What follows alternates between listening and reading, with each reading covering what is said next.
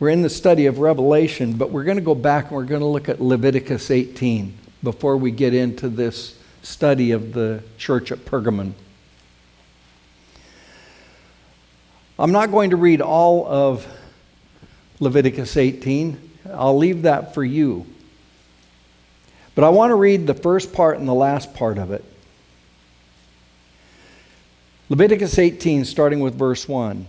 The Lord said to Moses, "Speak to the Israelites and say to them, I am the Lord your God. You must not do as they do in Egypt, where you used to live.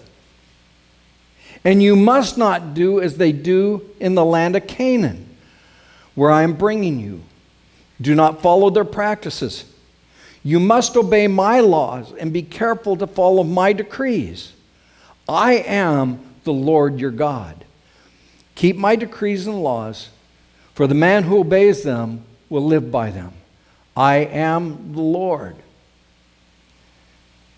And then watch verse 24. "Do not defile yourselves in any of these ways, because this is how the nations that I am going to drive out before you became defiled. Even the land was defiled. So I punished it for its sin, and the land vomited out its inhabitants." Now, if you read chapter 18 in its entirety, you find it starts off talking about things that are abomination to God. An abomination is something that's detestable, something that turns his stomach, something that he hates. He starts off talking about incest. God hates it, and he says, the land that you came from in Egypt, people practice this, and the land you're going to, people practice that. Don't you practice it? And then it talks about adultery. The land you're coming from embraced that and practiced it. The land you're going to embraces it. They practice it. Don't you do it. Don't make it a part of your culture. He talks about homosexuality, and it's very clear. A man will not lie with another man the way you would lie with a woman. And then he talks about bestiality. And there's a place where he talks about impurity. And he's clear. They practiced it in Egypt. Don't do it. They're going to practice it in Canaan. Don't do it. When we hit the city of Pergamon, they're practicing these very things. And you've got to keep that in mind as you read that chapter of Leviticus 18 and compare it with chapter 2 of Revelation, that the sins of old are still practiced today.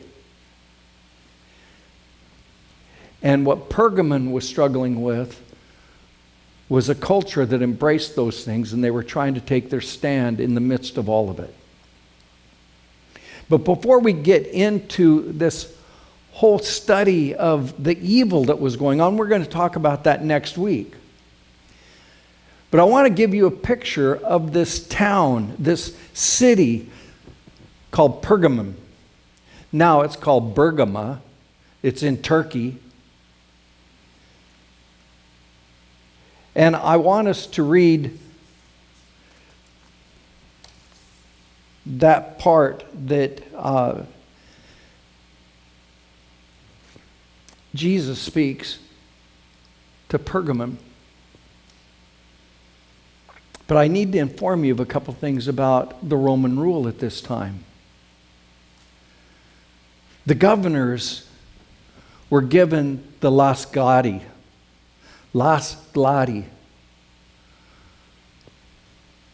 the power to rule. It's the right of the sword, the power over life and death.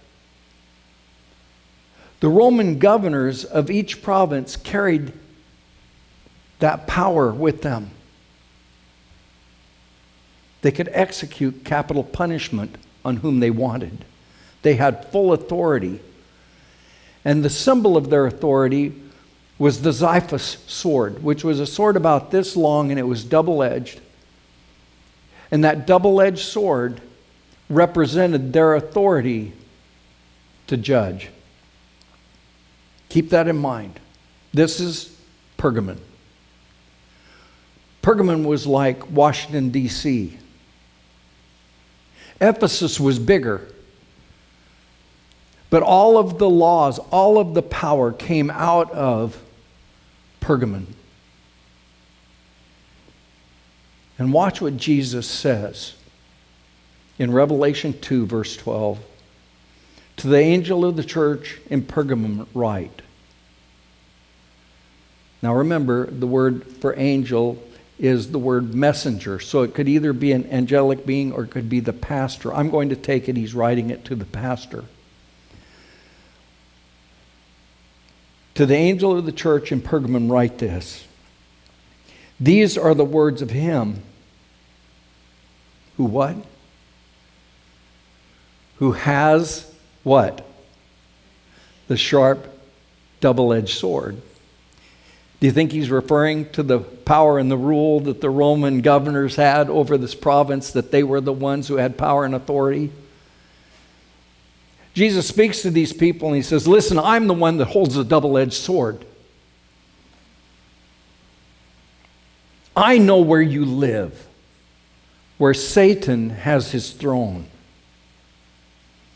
Yet you remain true to my name. You did not renounce your faith in me, even in the days of Antipas, my faithful witness, who was put to death in your city, where Satan lives. What an incredible statement. Jesus says, listen, in this letter to you, I'm going to tell you, I'm the one that holds all authority. I'm the one that controls the Xiphus sword. I have authority over everything, and I'm going to tell you something. I know that you live where Satan dwells, where he even has his very throne. And I know that you held true to me even when my faithful witness, my martyr, Antipas, was put to death.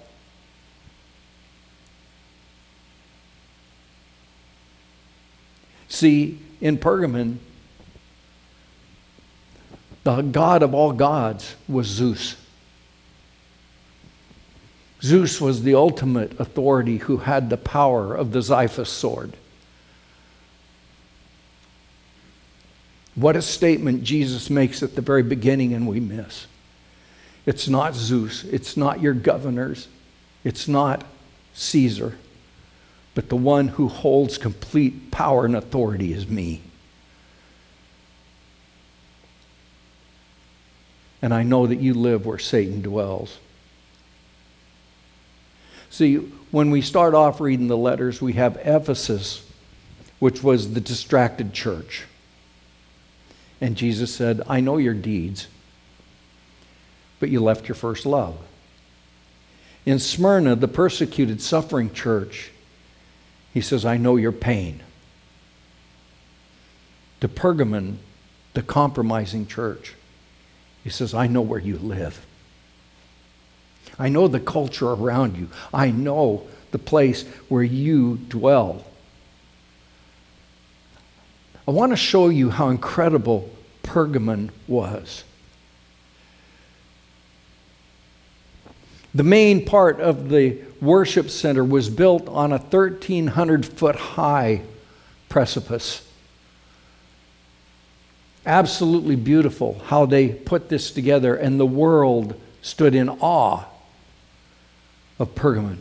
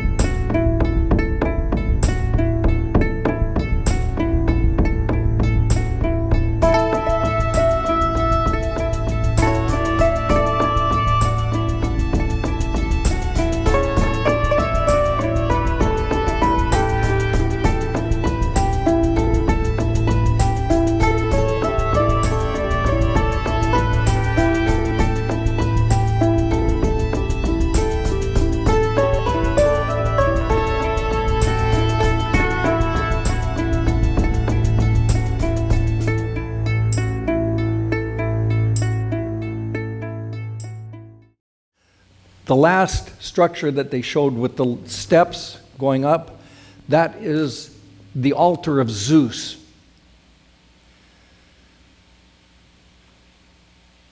The place of sacrifices.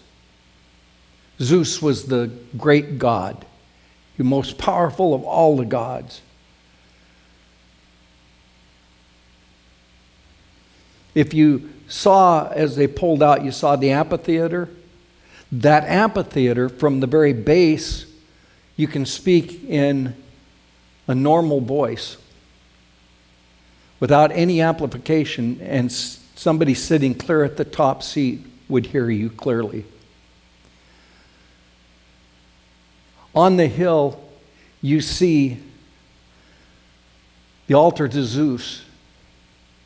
And to the left, you see the temple to Athena. There was another temple. Actually, there were 3 temples designed specifically for the ruler of Rome, for the worship of the emperors. Down in front of the amphitheater, there is a structure that's called the Asclepion. And it was built for the god Asclepius, which was the serpent god. And they believed that the serpent represented healing because it could shed its skin and regenerate. And they believed that Asclepius was the god of the serpents. And the Asclepion was this spa that you could go to, a place of health. And people would come from all over the world to go there. And the belief was that Asclepius would be able to speak healing to you. And so as you entered in, they would give you this drink, this potion. They would drug you. And then you would go in and lay on the floor. And there was a large window up above where the priests, once you were drugged, once you were laying on the ground, they could speak encouragement down to you for healing. And there were non-venomous snakes crawling all over the floor. And while you're laying there, it was a blessing to have a snake climb over the top of you. If that happened, then you had been touched by Asclepius.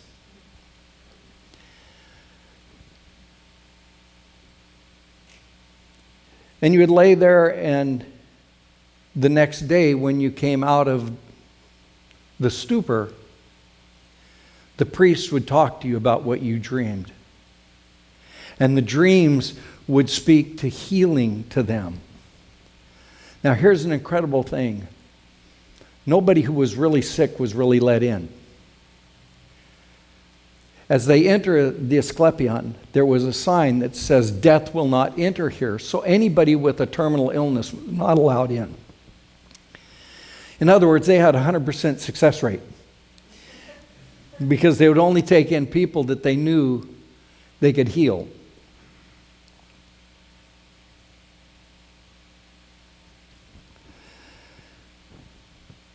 So on this Acropolis, the upper city, they had all of these incredible buildings that were set up. I already talked about 3 temples to the emperor, 1 temple to Athena, the great altar to Zeus. Jesus said, it's where Satan's throne is. Throne means chair. It means the chair of the house. Whoever is the head of the house sits in that chair, which is called the throne. And so when Satan takes his place in Pergamon, he's given literally the altar of Zeus as his throne. He is the person who is the head of the household in Jesus' opinion. Satan felt at home there. Satan was the head of the house. Not because tradition and history says that, but because Jesus said it. Satan was the master of the house. And regular sacrifices were conducted on the altar to Zeus. There was a huge bronze ox or cow. And it was hollow on the inside, but it had straps inside there. Plus they had this array of different tubes that would run through that bronze cow or ox. And all of the tubes would gather together and finally form one that would come out of the mouth of that bronze ox. It had an opening in it. And they would take people who were going to be sacrificed, put them so that they were strapped in and their head was literally in the mouth, inside the head, right at the mouth of that bronze ox. They would shut it up and then they would light a fire underneath that ox. And the person inside would be roasted to death. And as they were moaning and groaning, the sounds that they were making while in the head of that oxen would flow through the tubes and come out of the mouth sounding like the calf was alive.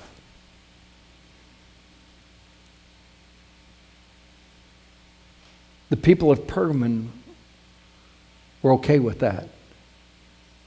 They worshiped many, many gods.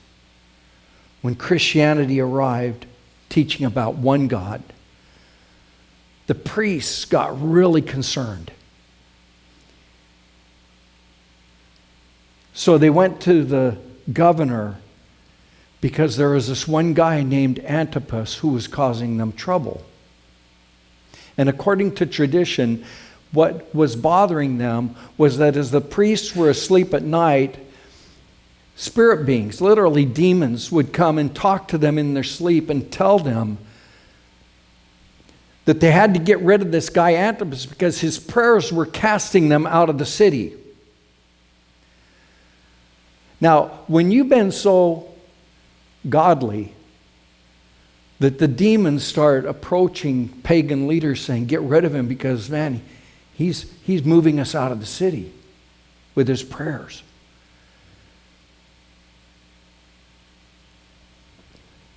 So they take Antipas and they take him before the governor. And the governor says, you must pay homage to the statue of Caesar. You must proclaim that he is Lord and God, or you will die. When the Roman official said, Antipas, don't you know that the whole world is against you? Antipas replied, then I'm against the whole world. It was a capital offense. They sentenced him to death. And tradition tells us that he was put in that bronze cow and roasted to death. It was recorded that as he was suffering while being roasted, he was praying for his church. He wasn't groaning and crying out other than prayer that God would be with his church.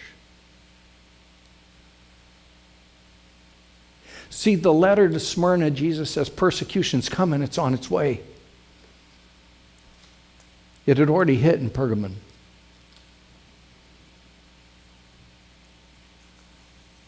Do you know that that altar of Zeus was dismantled and moved 1,000 miles away? And I've got a couple pictures I want to show you. This is it today in a museum called the Pergamon Museum. Show the next one. See how big that thing is? That is the altar to Zeus. Satan's throne, where hundreds and hundreds of people were persecuted and roasted, where they died. It's now on display and you can see it. It was finished, the reconstruction of it in this museum was finished in 1930, just in time for one of the most brutal dictators of all time to come on the scene. It was constructed in Berlin, Germany. And you can still visit it today.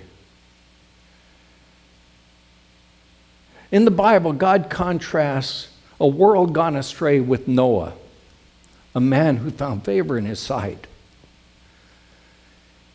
He contrasts Babylon with a guy named Daniel. And here Jesus contrasts Satan's throne with Antipas.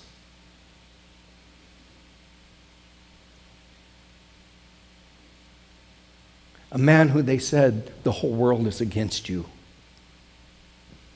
And a man who responded, then I'm against the whole world. So I started off talking about Leviticus 18 and the things that they did in Egypt. God says, don't do it. The things they did in Canaan, God says, don't do it. That's why I'm removing them. Pergamon began to embrace these things, and Jesus says, don't do it. What do you think his word is to us today? Don't do it. Don't join in with the culture of the time. You know, 2 Chronicles 16 verse 9 says, for the eyes of the Lord move to and fro throughout the earth, that he may strongly, let me reread this. For the eyes of the Lord move to and fro throughout the earth, that he may strongly support those whose hearts are completely his. When God looks at you, what does he find? We're going to talk about this next week. Pergamon was not persecuted because of their faith in Christ. I want you to really understand this. They were not persecuted for their faith in Christ. They were persecuted because they didn't comply. They didn't comply with society at the time. They were nonconformists. When they were supposed to give homage to Caesar, they refused.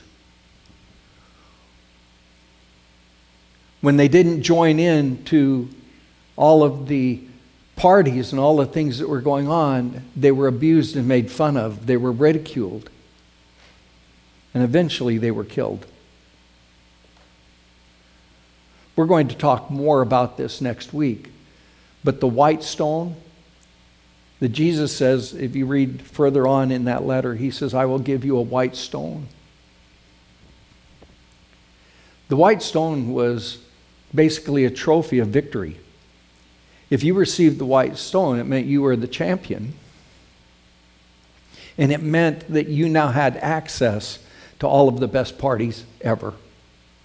So when Jesus says, I'm going to give you a white stone with a name on it only you and I know, he's saying you're going to have entry into every single thing in paradise. And that's going to be your ticket. God looks through the whole world looking for people who will stand for him and say no to the culture around them. Not to try to embrace the culture around them and think that's a great way to reach lost people. Jesus did hang around with lost people, but he didn't do what they did. He set an example that they would want what he had. When his eyes look through the earth for those people whose heart belonged to him, does he see you?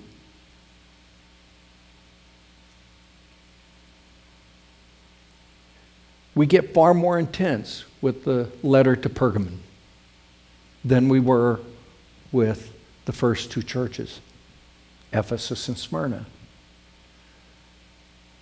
Pergamon was more like a world where we live today. Everything is available to us with a click of a button. When God looks out through the world for people whose hearts completely belong to Him, does He see you?